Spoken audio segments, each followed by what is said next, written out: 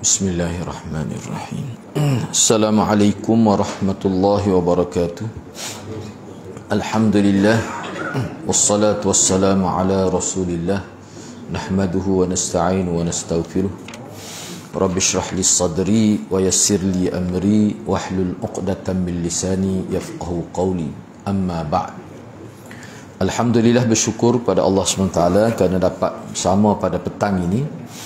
InsyaAllah pada petang ini saya akan sambung kitab Syarah Akidah Ahlussunnah wal Jamaah, masih lagi dalam bab jihad bersama pemerintah. Sambungan pada petang ini pada muka surat 551 itu, iaitu hukum jihad. Perkara B itu hukum jihad. Jadi dalam sesi sebelum ini telah kita bincang berkenaan dengan beberapa perkara, khususnya berkait dengan ta'arif definisi jihad, dan juga disebutkan secara ringkas jihad itu terbagi pada beberapa bahagian juga.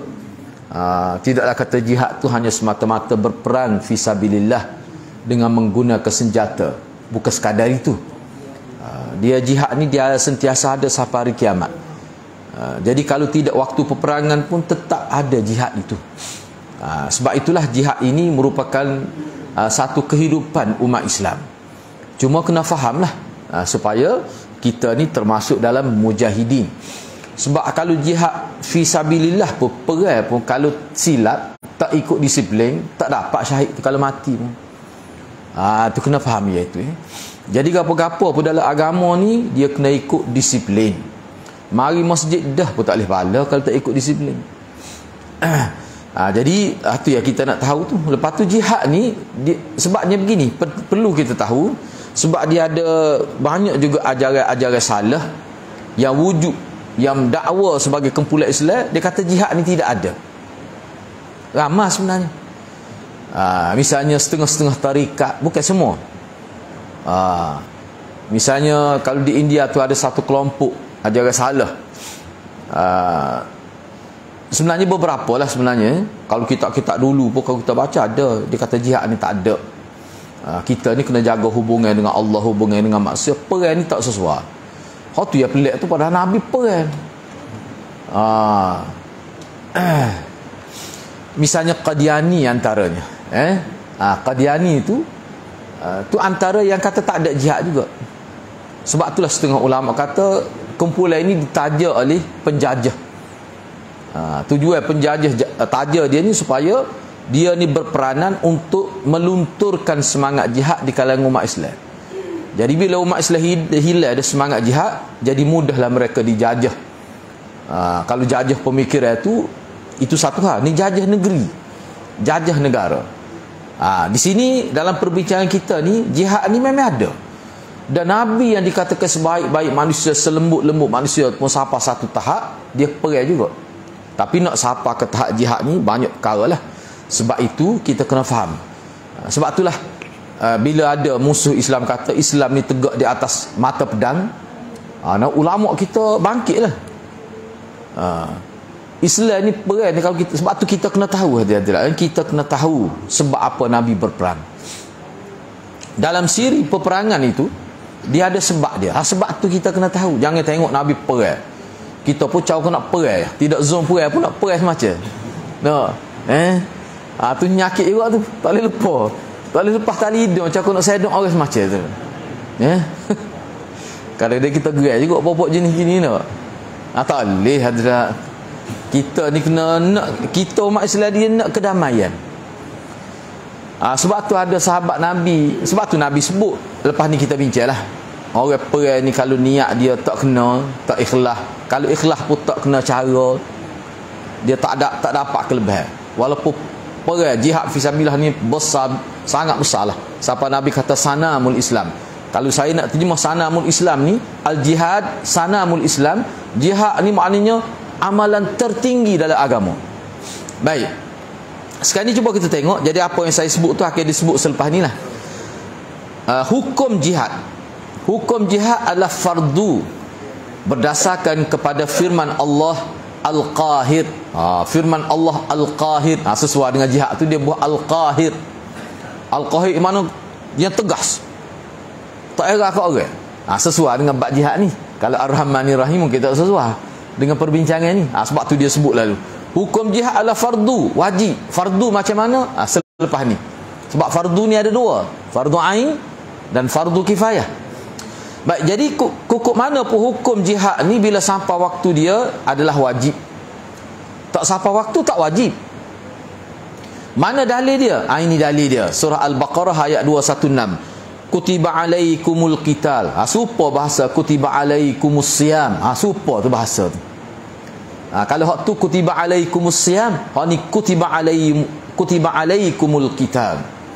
Wa huwa kurhul lakum wa asa an takrahu syai'a wa huwa khairul lakum wa asa an tuhibbu syai'a wa huwa syarrul lakum wallahu ya'lamu wa antum la ta'lamun.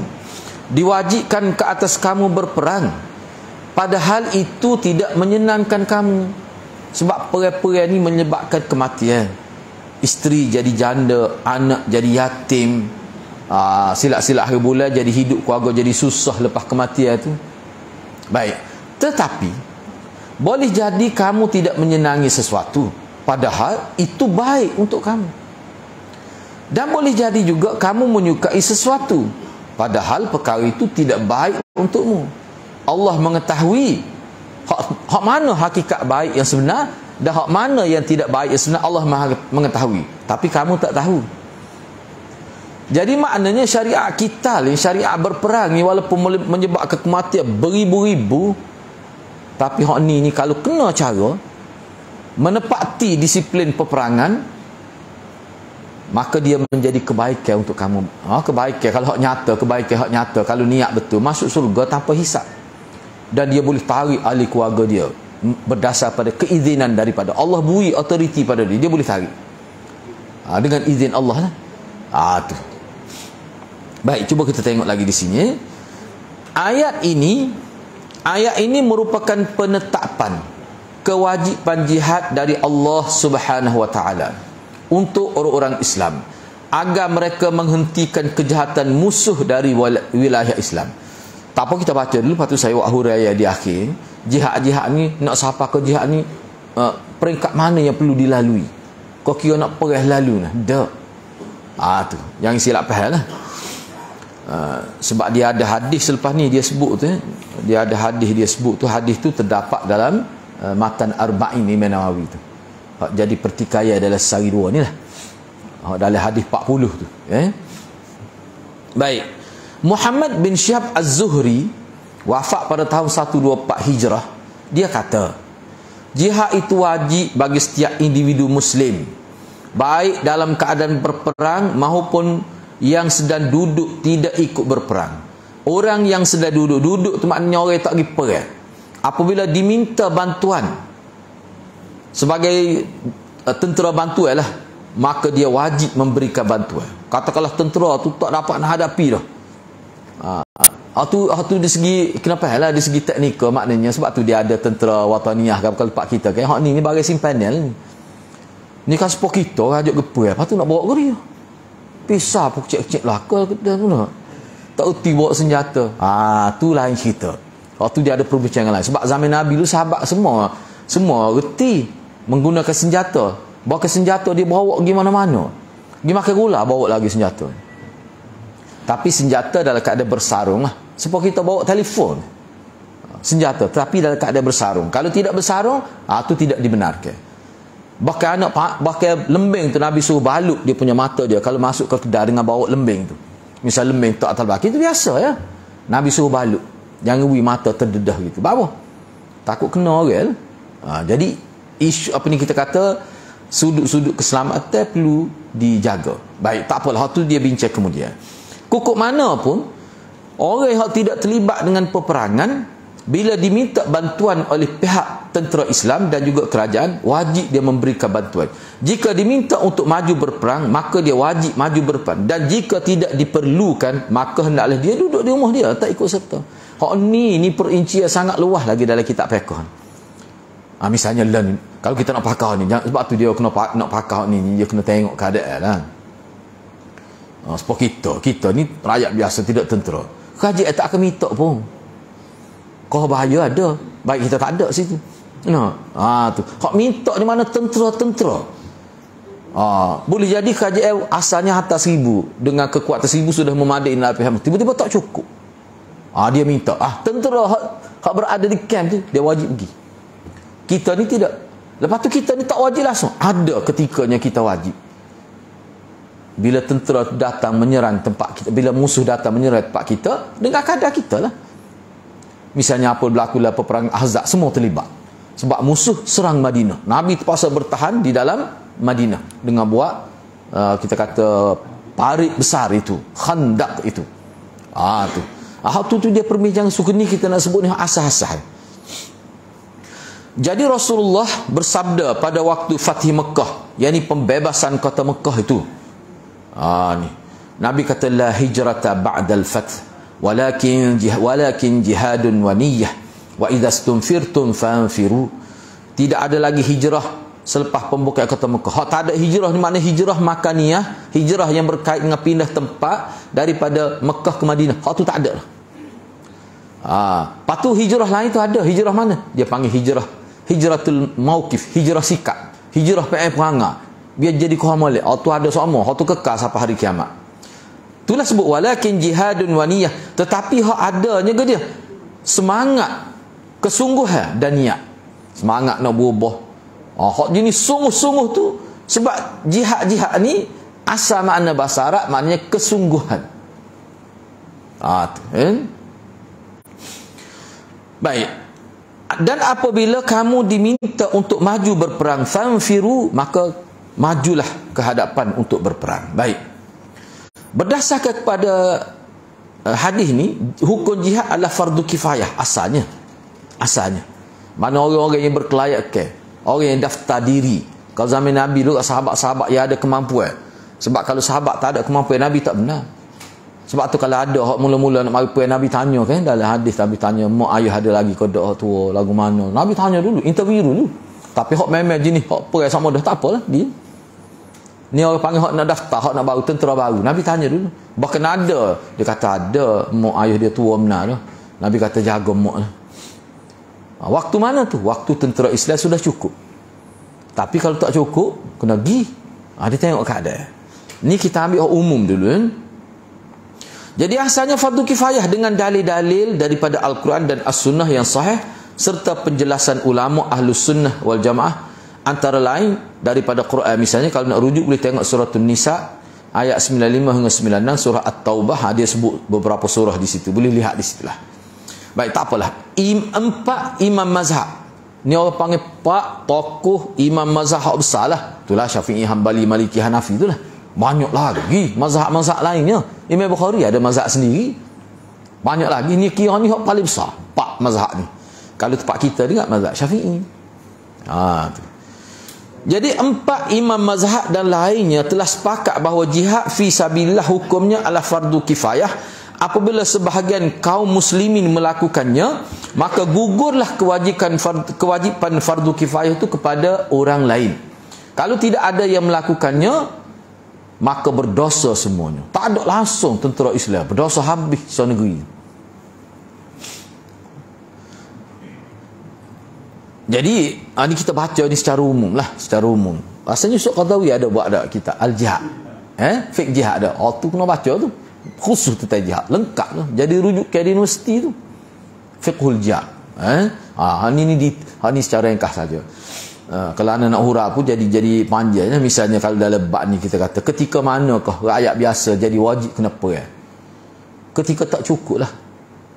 Yang keduanya, serangan itu berlaku di tempat tinggal. Misalnya kita sini musuh mari sekali, tentera Jepun mari dulu kan. Dia tengah perang tu berlatih pegang senjata. Ingat kalau kita baca sejarah. Tapi terpaksa pergi. Sebab apa? Keadaan tu. Tetapi kalau tentera tu sudah mencukupi, mampu lawan, tidak boleh dilibatkan rakyat marhain yang tidak ada kemahiran dalam menggunakan senjata. Tu. Waktu tu dia banyak perbincangan. Ni jihad perang, lawan kafir menggunakan senjata, dia panggil jihad ma'rakah. Jihad di medan perang. Para ulama menyebutkan bahawa jihad menjadi fardu ain dalam 3 keadaan. Jadi fardu ain, mana setiap orang, termasuk kita lah. Nak boleh jadi hukum daripada fardu kifayah berubah menjadi fardu ain, dia mesti melibatkan 3 kondisi ni. Yang pertama, apabila pasukan muslimin dan pasukan kafirin bertemu dan sudah saling berhadapan di medan perang, maka tidak boleh seseorang mundur ataupun berbalik. Misalnya kita kata dalam satu musafir, musuh pada, kita tentera pun ada, dawai ramah pada, tiba-tiba tidak niat nak perang pun, pada waktu tu diserang hendak, semua orang wajib mempertahankan diri. Semua orang wajib tu pun tubuh badan sehat. Kalau dia mampu, dia tak boleh lari, walaupun dia tidak dalam senarai tentera, tak boleh lari. Keadaan itu, apa kalau lari jadi bahaya. Kedua, apabila musuh menyerang negeri muslim yang aman dan mengepungnya, mana negeri kita dikepung, supaya tentera Jepun masuk dulu, kan tak? Maknanya kita duduk dalam. Maka wajib bagi penduduk negeri untuk keluar memerangi musuh dalam rangka mempertahankan tanah air, kecuali wanita dan kanak-kanak ataupun orang biasa seperti kita yang tidak ada asah-asah peperangan, tak erti bebak tu, dah tentera sudah ada, tu lain cerita. Tak wajib juga, sebab tanah kata benar dia ada pendetailan dia. Tetapi kalau mari tu tak ada arah, kerajaan pemusyawarah kena isytihar, mana-mana orang sihat tubuh badan, tak ada penyakit jantung, tak ada penyakit gini-gini, minta segera daftar diri, kerahan tenaga misalnya, berlatih lah boleh jadi 4-5 hari pergi senjata, tak ada arah. Bila kerajaan minta, tu wajib. Yang ketiga, apabila imam meminta suatu kaum atau menentukan beberapa orang untuk berangkat berperang, maka wajib berangkat untuk yang diminta itu saja. Orang panggil kerahan tenaga, keadaan terdesak. Jadi isytihar, kajian Islam isytihar bahawa dalam kampung ni nak 10 orang, kena cari. Jadi wajib kampung tu buat tubik 10 orang. Kalau keadaan memerlukan. Jadi wajib juga fardu ain tu, fardu ain untuk 10 orang tu lah. Mesti ada lah, kalau tidak dah habis kampung tu. Tu. Ataupun dia minta 100, kena cari lah. Tapi perkara ni sebenarnya payah nak berlaku, susah kalau umat Islam tidak faham jihad tu apa. Tidak ada pendidikan tentang jihad.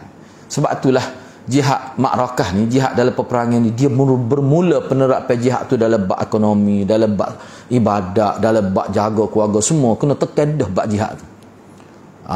Tu barulah mudah bila untuk angkat ke satu jihad yang paling besar, jihad dalam peperangan ni. Jihad lain tak ada langsung, tak pernah dengar sebut salah dah jihad. Tiba-tiba sampai waktu nak sugi puai atas nama jihad, dia pun mengenai kau dia jihad. Sebab tu umat Islam pendidikan tentang jihad ni, sebab tu dia masuk dalam kitab ni, bukan dengan maksud kita ni nak serang orang.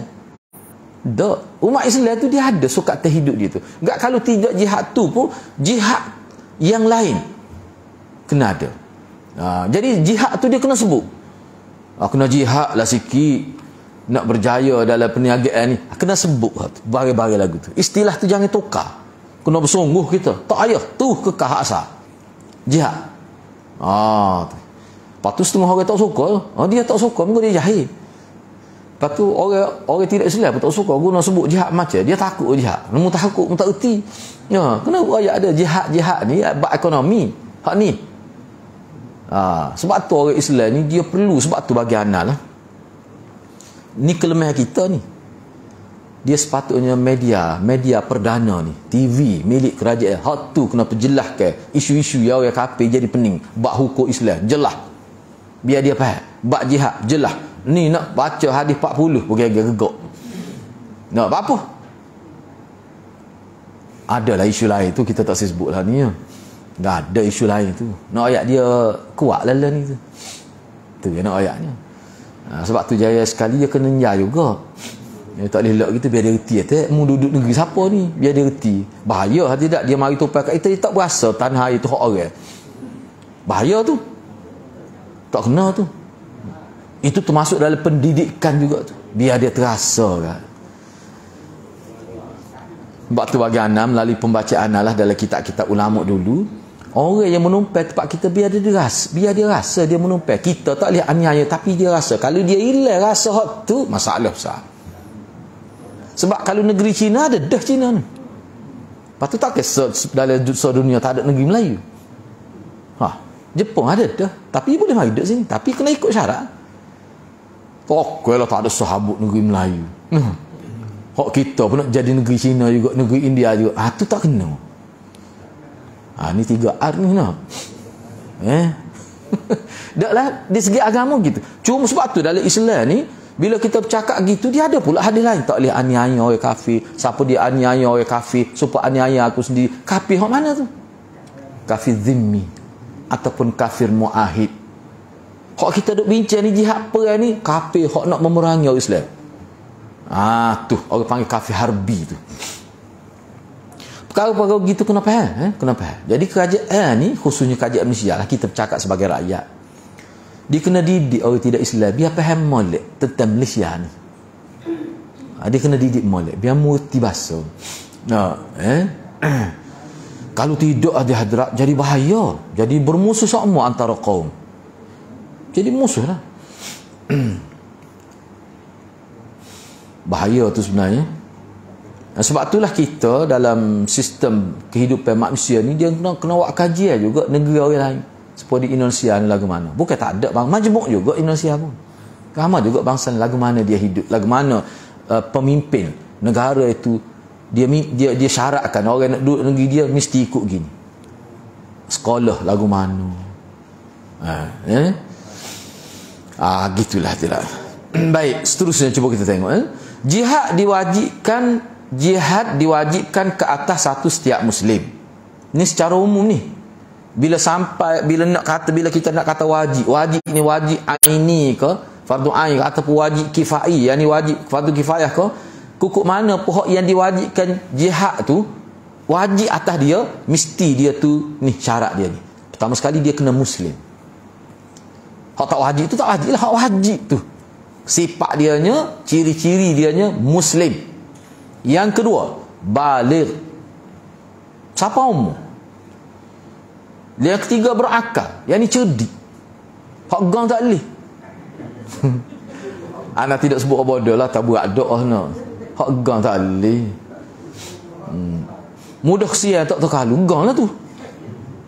Tak boleh lagu tu perang. Doa hai nak tetak orang. Nah. Tak boleh. Mana hak ni sebab tu dia kena terlatih lah. Merdeka. Laki-laki mempunyai kemampuan dari segi fizikal. Kalau zaman Nabi dia harta. Ada harta yang mencukupi baginya dan keluarganya selama dia pergi jihad tu, dia cukup harta. Isteri dia tidak merempak. Sebab tu dalam sistem kerajaan sekarang ni, mana isteri tentera tu ada peruntukan. Suami dia hidup 4-5 bulan. Lepas tu isteri dia ni ada peruntukan untuk kebajikan keluarga tentera tu. Jalan lah tu. Tuntut tak agama lah tu. Jadi kalau dulu, asalnya dulu mereka awal ni kak, sendiri-sendiri sebelum sistem itu diperkemaskan. Bahkan Nabi tak bui seseorang itu lagi perang, lepas tu isteri dia merempak, tak ada makan dia, tak boleh. Ada setengah sahabat tak cukup kelengkapan untuk diri dia. Kasut dia kena 2 pasal, tak boleh pakai lipat Jepun ke perang. Nak pakai capak tak boleh. Nak tetah capak di piah nak pakai tak boleh. Dia kena ada kasut. Dia kena ada kasut baru boleh. Lepas tu tak cukup pedang ada 9 tali. Setengah sahabat 3, 4 dah. Enggak dia patah pedang ni. Dulu enggak lah ni ke dia? Senjata lah. Lepas tu boleh ke? Lah ni tidak individu yang menyiapkan senjata. Sebab senjata lah ni bukan sepuluh pedang mahal. Hak tu kena kerajaan. Jadi maknanya benda tu sama. Cuma sistem pengurusan tu berbeza. Teknika berbeza. Benda sama ya. Kalau dulu, zaman dulu ketika sistem tu tidak kemah, masing-masing kena usaha di sahabat-sahabat bila tahu nak pergi tu, ada pitih beli kuda, lepas tu latih kuda, posena wakal latih kuda tu tak. Sendiri-sendiri. Makna persiapan tu berlaku, cuma kalau dulu di segi teknikanya individu hak tak pergi. Siapa hak tak cukup syarat dalam peperangan Tabuk kan, dalam Quran apa sebut. Gi nak daftar diri Nabi kata kuda ada ke tak ada. Pedang tak ada. Tak ada kamu sekarang tapi nak pergi perang. Bahkan dia minta boleh ke kerajaan Madinah sediakan kelengkapan. Nabi kata minta maaf lah. Kerajaan kita ni sudah habis dah peruntukan. Jadi ramai mana ada tentera hak siap tu, hak kerajaan tak ada, kerajaan tak ada duit. Lepas tu Nabi tanya kan, boleh ke sedia? Kata tak boleh. Nabi kata tak wajib berperang lah kamu.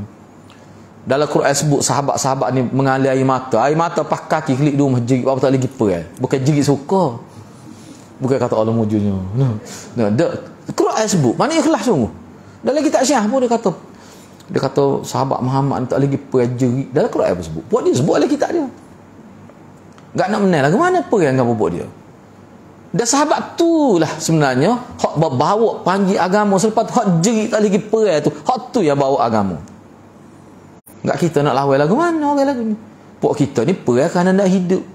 Pok dia perang ni kerana nak mati. No, oh tak nak lawan pok ni. Gitu ya. Jadi ni kena perkara ni ada semua, cuma dari segi teknikal tu dia berubah. Kalau dulu individu lah ni kerajaan. Sebab apa? Individu tak boleh huruf dalam benda ni sebab apa? Kos tu besar, lebih mahal daripada dulu. Ni kita kata cuba tengok dalam internet, seperung tentera saja. Seperung Kelantan kata. Orang luar tak faham, tak ada seperung. Nak apa dia kata. Nak, apa dia kita panggil ni? Teropong ni nak berapa go? Cuba tengok orang tentera. Kau boleh guna ikut cuaca. Malam pun boleh. Nampak juga tengah malam. Teropong jenis mana lagu tu? Oh tak erat, dia tak jual di kedai runcit ni. Makna kos dia tu mahal. Alat telekomunikasi dia berpuluh-puluh ribu. Jadi benda-benda gitu rakyat tak boleh. Sebab tu dia dari segi orang panggil kelengkapan sudah diambil oleh pihak kerajaan sepenuhnya. Dulu dia sendiri saya normal tu kat tepuh pedai besar main 2-3 bilah. Nabi pergi perang 2-3 bilah dalam peperangan patah. Sebab tu dia bawa spare tu. Jadi benda-benda gitu. Sebab itulah sahabat dulu dia lebih, dia tak serupa dengan orang kita. Dekat dulu tak ada gaji. Lah ni ada gaji. Bukan satu kelemahan, bukan satu kekurangan, itu satu keperluan. Tapi kok mana pun ayatnya jihad dulu setara tu lah. Sebab tu ada pula siapa pergi perang kerana nak ghanimah tak boleh pahala. Cubalah ni siapa dia masuk tentera kerana nak gaji tak boleh pahala. Boleh kita kata gitu juga. Maknanya kena betul niat. Banyak ke niat tak betul, tapi kerja dia melibatkan kematian. Tak naya tu. Sebab tu dia perlu diberi kefahaman. Kau tidak naya tu. Sebab tu saya normal tanya Hafsah. Biasanya lelaki ni, dia biasanya perempuan. Lelaki tak apalah, moga dia lelaki, dia boleh agak lah, dia tidak bersetubuh dengan isteri, dia boleh tahan berapa bulan. Perempuan berapa bulan. Sebab nak letak bila lelaki ni, tentera ni ditugaskan, kita kata berkawal lah, tentera yang berada di sempadan tu, dia nak tinggal keluarga tu berapa bulan, takut menganiaya isteri dia. Hafsah kata 3 bulan tu pun berat menadah. Saya normal kata tak boleh, kalau lagu tu kita jangan lebih 3 bulan. Lepas 3 bulan tukar lagi pula. Dia tanya anak dia perempuan, nak ayatnya kemaslahatan tu. Jadi kemaslahatan tu boleh diperluahkan zaman lah ni. Semua tu yang dibuat oleh kerajaan, pihak yang fikir duk keruh otak, duk mikir nak buat kebajikan tentera, semua boleh pahala berlaku. Boleh pahala berlaku. Hakikat sebenarnya. Kemudian kalau ada hak tak kena ke apa tu, boleh rasa. Tu ialah. Bagi kaum wanita tidak ada jihad. Jihad mereka adalah haji dan umrah, Nabi kata. Hal ini berdasarkan hadis Rasulullah sallallahu alaihi wasallam dari Aisyah radhiyallahu anha ketika beliau bertanya kepada Rasulullah, "Ya Rasulullah, 'alan nisa' jihadun?"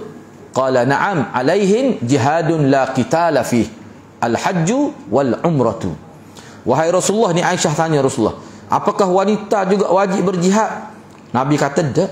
Nabi kata ya. Mula Nabi kata ya, suspend lah tu, ya. Wanita pun wajib jihad juga, tapi jihad tidak perang. Tak ada perang dalam jihad dia. Jihad ke dia? Pergi mengerjakan haji dan umrah. Zaman dulu susah bagi buat haji dengan umrah, khususnya bagi perempuan. Nak tidur pun kat emuh jah, lepas tu nak buang air, aurat banyak perkara, tidak sekolah laki ni kan. Sama jumpa tepat ya. Boleh lagi. No. Perempuan tak boleh. Kadang-kadang suami kena tutup ni kalau kita baca sejarah-sejarah orang buat haji dulu. Susah. Bunyi kata kapal tu ada perempuan orang kena bunuh, ada tak pergi, tak berani lagi, tak boleh pergi dah. Khususnya perempuan kalau pergi jatuh-jatuh. Anak ayatnya perempuan. Apa sifat dia memang gitu. Allah buat fizika dia gitu. Lepas tu isteri Nabi pergi jihad tu. Tu sebagai orang panggil jururawat, doktor. Tu tak apa sekadar tu. Kecuali parut. Sebab tu tentera, kalau kita baca sejarah sahabiah, perempuan, sahabat-sahabat perempuan ni hak nak terlibat dalam peperangan sebagai tukang masak, memang dia berlatih juga menggunakan senjata. Takut ada berlaku kenyemasan apa-apa. Supaya ada misalnya Ummu Sulaim antara disebutkan pernah bunuh tentera. Dia ada pisah sanjak, pisah orang panggil apa? Kita apa? Pisah dia panjang ni tu. Bukan badik kecil dia panjang lagi. Pisah dia panggil ni? Malah sebut pisah rainbow tu, pisah jet tu. Pisah jet Kelantan dulu. Tak kira lah Hak Usman, dia tak ping kan. Dia ada. Lepas tu warna tahu jatuh pisah tu, dia guna kayu lah. Dia tolak tentera hak nak kita tok dia tu, kawan tu jatuh teratuk kepala di batu, mati kawan tu. Ada berlaku dan ada berlaku beberapa kes lain. Tetapi nak ayatnya orang panggil perempuan tu hak nak terlibat walaupun hak sebab kalau hak juwi air ni berat sebab dia kena ada dalam medan tu. Misal tentera rebah sakit, dia kena gicau. Makna dia terlibat juga. Sebab tu ada sahabiah yang kena anak panah. Bukan duduk dalam camp saja, siapa dia nak akak lagi tu. Dia juwi minari. Hak ni dia jenis kena kerah panah juga. Tak boleh lembek lotek perempuan tu. Kena berlatih juga, kena ada senjata juga di tubuh. Tapi dia tidaklah secara resmi tentera. Tetapi bila terlibat ada tentera ni, kita kata kalau learn ni kena pakai tentera, kena berlatih jugalah. Ni tak ada setiap lelah nyah-nyah tak boleh lagu tu. Dia kena faham benda tu. Itu dari segi teknikal. Hak sini dia buat secara umumnya hak ni kena ada. Dalam situasi macam mana hak ni kena ada. Cuma siapa dia ambil peranan hak ni tak kira. Itu maksud dia. Keutamaan jihad. Sebabnya gini ni sebab tu anak kata ni kita bicara secara umum. Ada tentera wanita ada ada tentera wanita selepas zaman Nabi pun ada. Nama dia hak jatuh daripada kapal tu. Adik beradik Ummu Sulaim lah. Makcik Anas lah. Dia antara mula mati saya. Makcik Anas bin Malik, adik beradik mak dia. Dalam satu peperangan naik kapal. Dalam riwayat sebut dia turun kapal tu tergelincir kaki jatuh patah tekuk. Memang semua ulama kata dia jihad fi sabilillah, mati syahid walaupun kelik dalam peperangan sebab dia tu tentera. Setengah ulama kata dia tidak tentera, cuma dia hanya terlibat dengan tentera dalam bahagian-bahagian tertentu. Misalnya tukang masak ke, jururawat ke, misalnya Aisyah ni jururawat. Bawa kirbah gerai botok ni. Sebab apa nak pergi rawat ni? Kena melibatkan nak air, bawa air. Benda-benda gitu hadrat. Mana peranan bersajuk ke Ummu Sulaim antaranya. Sebab tu dia ada buku khusus pula. Sebab tu Maulid juga yang kena cari ustaz-ustaz kita bincang tentang sahabiah, peranan hisabiah, peranan sahabiah, peranan wanita-wanita Islam zaman Nabi. Ada diberi jawatan dalam majlis perbandaran Madinah. Kita tak tahu apa satu tu. Tak tahu apa satu. No, nampak orang Tino tak ada peranan. Dia ada. Nabi bui. Ada pelantik kedah untuk majlis perbandaran. Ada. Jadi perlu tahu jugalah itu bab sejarah sahabat lah tu. Baik. Keutamaan jihad. Keutamaan jihad sangat banyak sekali, di antaranya adalah ni rangkah benar ni kita bincang ni, tak apalah. Sebab tu anak kata kalau nak itu tak beli ya. Ada dalam Shopee pun ada, tebal juga rasanya kitabul jihad ni. Tidak tebal benar tak? 2 jilid 2 jilid setebal tu tidak benar, tidak tebal sangat setakat tu ya.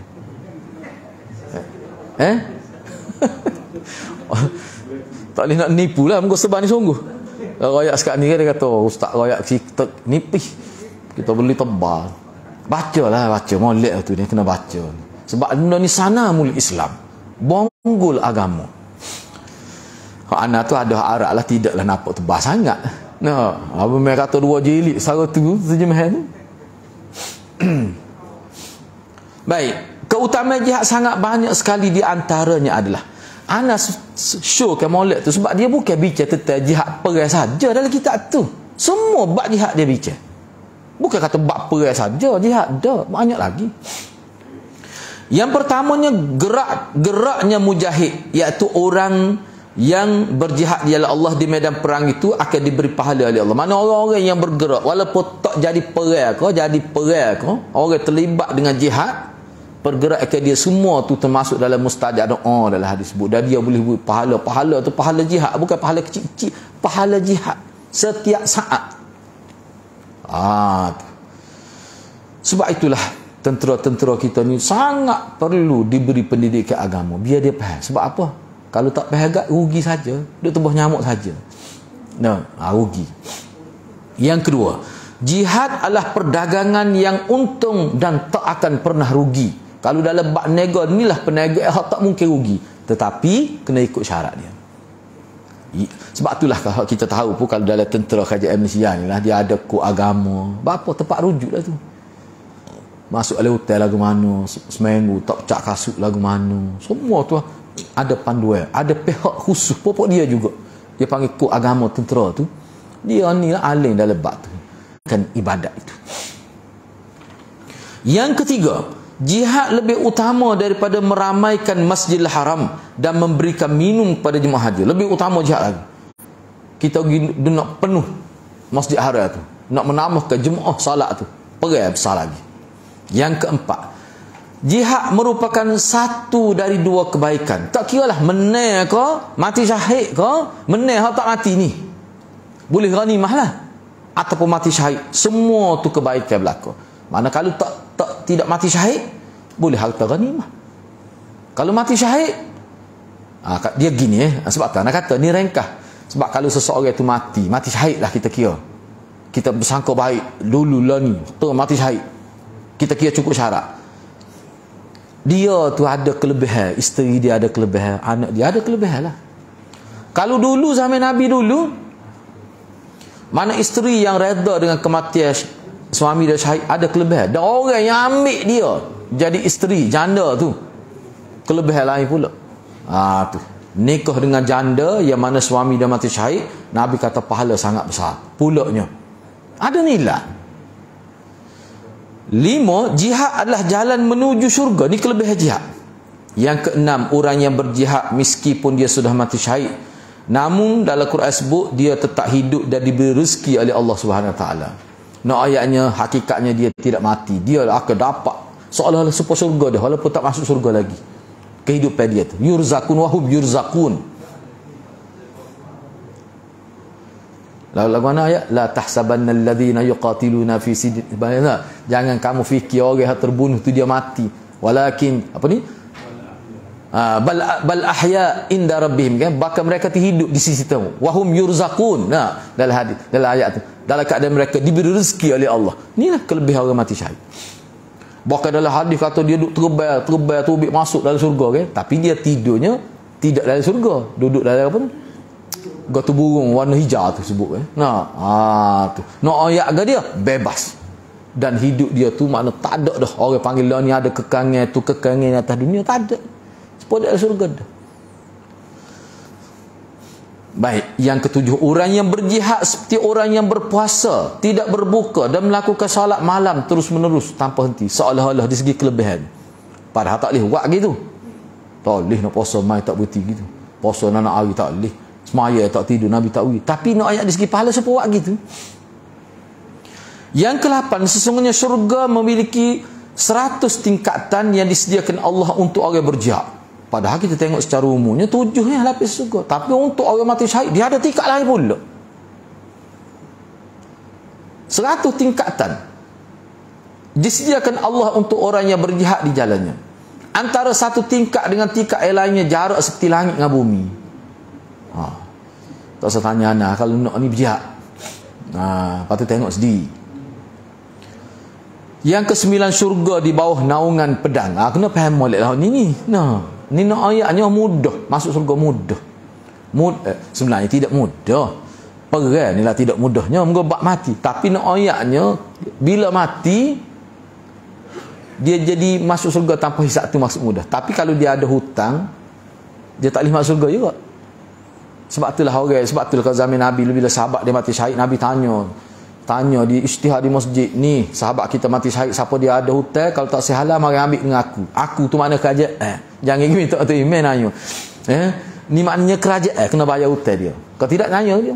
Kerajaan mengambil alih. Kalau lah ni dia ada khusus dengan insurannya misalnya dia. Tu bagus tu. Sebab tu anak kata benda tu tetap ada, cuma bentuk teknikal lain. Bentuk tu ada, bentuk tu gitulah. Mana kena ada pihak bayar. Kalau dulu waris, kemudian bila kerajaan itu kaya, kerajaan mengambil alih. Kalau lah ni sistem insurans mengikut cara Islam. Semua tu akan boleh menampung perkara itu. Itu maksud dia. Yang ke-10, orang yang mati syahid mempunyai 6 fadilat, 6 keutamaan. Ni cuba tengok balik. Yang pertama tu biarlah kita sebut ni kebaikan tu.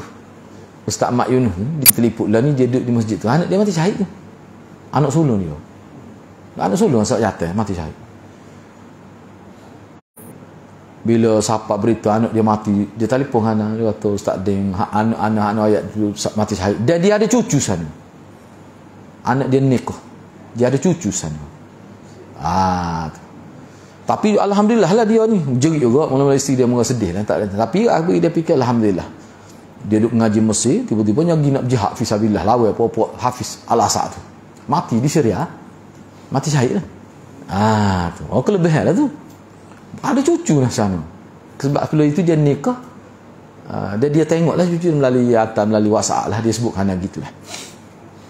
Orang-orang lagu ni, ibu bapa lagu ni dapat kelebihan besar di hari akhirat. Kira dia boleh tarik ibu bapa dia masuk surga. Allah beri kelebihan dengan syarat-syarat tertentu lah. Jangan ibu bapa lepas tu tak mayar. Bapa anak boleh tarik dia, relax dia. Lesen sadar bukan maksud gitu. Nak ayatnya lebih mudah daripada orang lain. Makna kalau ada sikit-sikit lah terkandah tu, anak dia boleh sesal tu. Tu bahasa mudah. Syafaat orang yang mati syahid ada. Semua tu biiznillah, dengan izin Tuhan. Tidak boleh sewena-wena, dengan izin Tuhan. Kuku mana tu orang panggil kelebihan. Kalau sini dia buat mula-mula sekali, dia ampunkan dosanya sejak titisan darah yang pertama, dan dapat melihat tempatnya di syurga. Orang mati syahid walaupun tak masuk syurga, dia boleh tengok dah tempat dia dalam syurga. Ni kelebihan. Ada hadis belaka ni.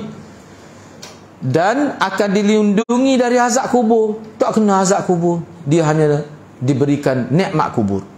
Yang ketiga, diberikan rasa aman dari ketakutan yang dahsyat pada hari kiamat.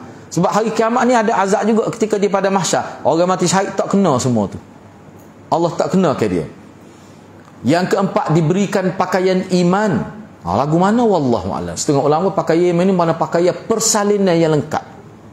Pok kita kat sup Melayu siap nak samping, ada kerih. Tu dia. Istimewa nak ayatnya. Bukan kata jadi pakai kain kilah rusuk gitu ya, tak. Ada persalinan lengkap. Maknanya pakaian iman. Yang kelima, dinikahkan dengan bidadari. Bini dia kata tak ada apa lah. Dia gini hak ni dia ada cerita dia khusus nikah bidadari ni. Dia setengah ulama kata kalau tak sebut nikah pun, mana bidadari Allah beri itu halal untuk dia boleh guna untuk setubuh, untuk jaga kematian dia. Bahkan dalam riwayat isteri dia tu tetap jadi mem besar dalam bilik dia, rumah dia dalam syurga. Hak ni jadi pembantu pada isteri dia. Sebab ana pernah buat kuliah ni kepada orang-orang pencing. Guru besar siapa dengan isteri dia mari. Jadi ada orang tanya lah. Dia kata bidadari boleh kau jatuh, kitanya ke dia? Dia nak bidadara agaknya. Oleh pel bidadara tina juga no. Anak tu sebab tu ulama kita pun ada sebut. Tak usah using lah. Kata pertama sekali cemburu tu tak ada dah. Jadi bidadari yang disediakan oleh paling kurang dua orang kan dalam hadis sebut. Paling kurang. Hak tu untuk dia tetap menjadi mem besar juga. Dia boleh harah menggau rumah dia. Sebab tu lah ni mikir dia masuk surga ya. Tu. Dia kata sama bunyi kelebihan orang jatuh masuk surga. Kita ni gaul dia tak ada. Kena ingat ni, kalau seorang perempuan tu tak ada suami, dia banyak lagi huraya dia. Kalau perempuan tu masuk surga, suami dia dalam neraka, dia akan ada pasangan dia. Ada sebut ikhtilah wildanun mukhalladun, dalam istilah lelaki-lelaki yang dikekalkan dalam surga. Hak ni untuk siapa? Untuk perempuan yang tak kahwin. Dan perempuan tak kahwin dia nikah dalam surga. Dalam riwayat ada sebut. Mana tak mungkin berlaku perempuan tu dia hidup menjanda dalam surga ataupun hidup dalam keadaan tak ada pasangan. Tak akan berlaku. Berlaku perkahwinan. Sama ada nikah dengan lelaki dunia hak tak ada pasangan juga, dia akan jadi ada pasangan. Kalau tanya anak, Allah tak caw kau bidadari, asalkan masuk ya. Mudah. Lepas kita buat kira lah lepas tu nya. Kalau mudah nak kecek. Tapi tetap ada kelebihan. Kalau nak tahu kat baca kitab tu Al-Jannatu wan Nar, Profesor Dr. Umar Sulaiman Ashqas tebal ni terjemah. Ana tidak buat-buat ni tebal ni sungguh. Kalau Arab ni sikit. Hak tu anak hotel kitab tu. Ngajar sana. Kita kenapa berlaku dalam syurga lagu mana? Dan dia buat perbanding. Kitab tu tajuk dia Al-Jannatu wan Nar, syurga dan neraka. Dia bicara habis. Ayat Quran ada hadis Nabi. Hak khilaf-khilaf pun dia bicara juga. So tak ada setakat ni tengok hak tu hak paling detail. Hak ni baca dia tak apa ni. Baik. Yang keenam, dapat memberikan syafaat kepada 70 ahli keluarga dia. Jadi ulama kata 70 ni hak layak. Jadi kalau kawan tu orang keluarga dia tu tak semaya ataupun kafir, memang tak boleh lah. Maknanya hak amalan fardu ain pun tak lepas, dia tak boleh tarik. Nak tarik tu orang tu kena syarat orang baik. Man hasuna Islam, orang yang beragama Islam dengan kehidupan yang baik dalam agama, baru layak ditarik untuk masuk surga oleh keluarga dia mati syahid. Jadi hak mati syahid boleh tarik ni orang-orang hak layak. Orang-orang hak layak ni maknanya orang hak juruh lah, walaupun dekat kadar minima, sekadar dia lepas hukum fardu ain pun tak apa dah. Setengah ulama sebut begitu. Lepas tu kita kata, oi 70 orang kat keluarga dia ramai, mesti akan berlaku pilih kasih ni. Tak usah kecek lah lagu tu. Buat sakit kepala baris sana ni, dia tak jadi gitu dah. Jangan mikir dengan dunia sangat, sakit kepala. Yang tu next karo. Ana perhabis ke sini sikit lagi. Yang ke-11, pergi berjihad di jalan Allah lebih baik daripada dunia dan seisinya. Nilai tu, dari segi nilai. Pergi berjihad tu kita akan dapat kelebihan di sisi Allah lebih daripada nilai dunia dan isi dunia. Termasuk REE lah tu. Termasuk semua lah tu kira tu. Dengan mah dalam tanah, dalam bumi, habis semua tu. Nilai berapa? Lebih baik jihad lagi. Yang ke-12, orang yang mati syahid, ruhnya berada di qindil. Tadilah lampu lentera yang berada, setengah ulama kata bukan lampu lentera, kindi ni maknanya macam apa ni, perut burung hijau tu lah, warna hijau dia boleh masuk tobik, nak ayaknya bebas, tinggi, duduk tempat tinggi, istimewa lah. Tu kindil dipanggil, yang berada di syurga. Setengah ulama kata hak ni di luar syurga, bukan dalam syurga, sebab dia tak boleh masuk syurga lagi. Tak apalah tu kita kalau baca kitab tu dia bincang lah.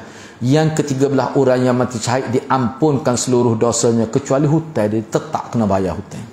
Sebab itulah dalam kisah ni, kalau kita baca hadis, Nabi seasiasat tanya ahli keluarga dia, tanya masyarakat, ijtihad di masjid. Tapi kita tengok sahabat kata tak apalah, dia ada hutang dengan saya halal. Sebab apa tu? Sebab dia mati syahid. Tetapi kok mana pun dia terikat tu, tak boleh masuk surga juga. Baik, seterusnya tujuan disyariatkan je. Apa syariat? Ni hak penting. Jangan kita buat tak payah. Takut kita nampak cakap perang Islam ni berat benar. Ajak orang perang. Tak, kita kena faham tujuan dia apa. Kita berhenti setakat itulah dulu. Kita sambung minggu depan, kita sambung tujuan disyariatkan jihad. Itu kita sambung minggu hadapan insya-Allah.